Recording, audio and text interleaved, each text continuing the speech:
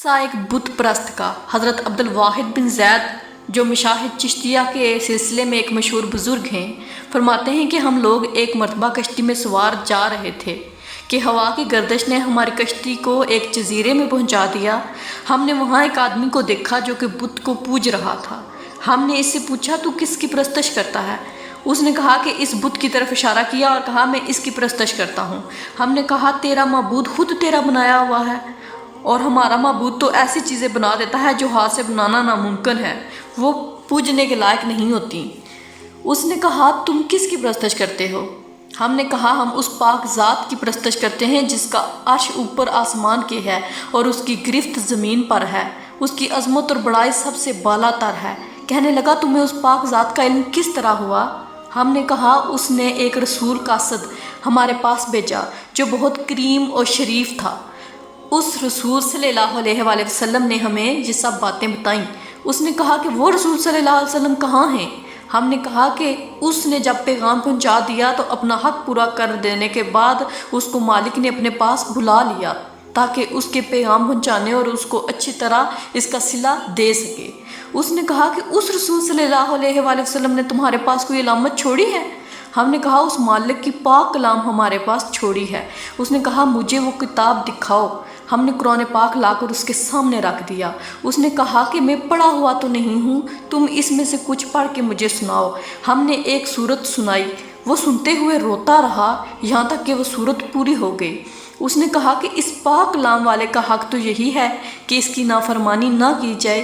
اس کے بعد وہ مسلمان ہو گیا۔ ہم نے اس کو اسلام کے ارکان سکھائے اور احکام بتائے اور چند صورتیں قرآن پاک کی سکھائیں۔ جب رات ہوئی تو عشاء کی نماز پڑھ کر ہم سونے لگے تو اس نے پوچھا کہ تمہارا معبود بھی رات کو سوتا ہے؟ ہم نے کہا کہ وہ پاک ذات ہے، حی قیوم ہے، وہ نہ سوتا ہے اور نہ اس کو اونگ آتی ہے۔ وہ کہنے لگا کہ تم کس قدر نالائق بندے ہو کہ آقا تو جاگتا رہتا ہے اور تم سو جاتے ہو۔ ہمیں اس بات سے بڑی حیرت ہوئی۔ جب ہم اس جزیرہ سے واپس ہونے لگے تو وہ کہنے لگا کہ مجھے بھی اپنے ساتھ ہی لے چلو تاکہ میں دین کی باتیں تم سے سیکھ سکوں۔ ہم نے اپنے ساتھ اسے لے لیا۔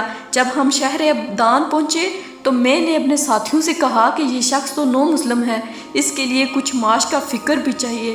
ہم نے کچھ چندہ اکٹھا کیا اور اس کو دینے لگے۔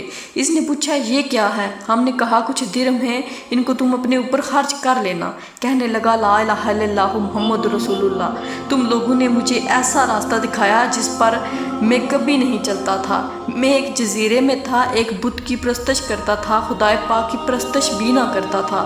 اس نے اس حالت میں بھی مجھے زندہ رکھا اور ہلاک نہیں کیا، حالانکہ اس کو جانتا بھی نہ تھا۔ بس وہ اس وقت مجھے زندہ رکھ سکتا ہے، ضائع نہیں کرتا، تو بھلا اب مجھے کیوں ضائع کرے گا جب میں اس کی عبادت بھی کرتا ہوں۔ 3 دن کے بعد ہمیں معلوم ہوا کہ اس کا آخری وقت ہے، موت کے قریب ہے۔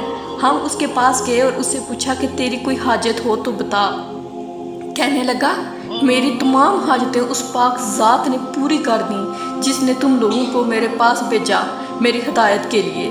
شیخ عبدالواحد فرماتے ہیں کہ مجھ پر دفتن نیند کا غلبہ ہوا، میں وہیں سو گیا تو میں نے خواب میں دیکھا کہ ایک نہایت سرسبز شاداب باغ ہے، اس میں ایک نہایت نفیس قبہ بنا ہوا ہے، اس میں ایک تخت بچھا ہوا ہے اور اس تخت پر ایک نہایت حسین لڑکی ہے۔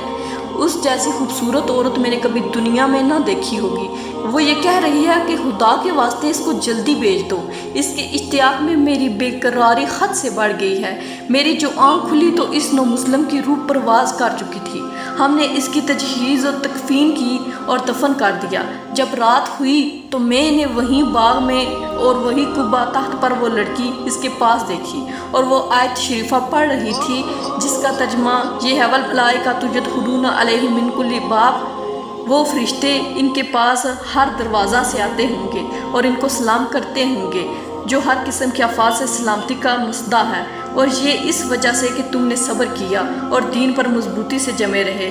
بس اس جہاں میں تمہارا انجام بہت بہتر ہے۔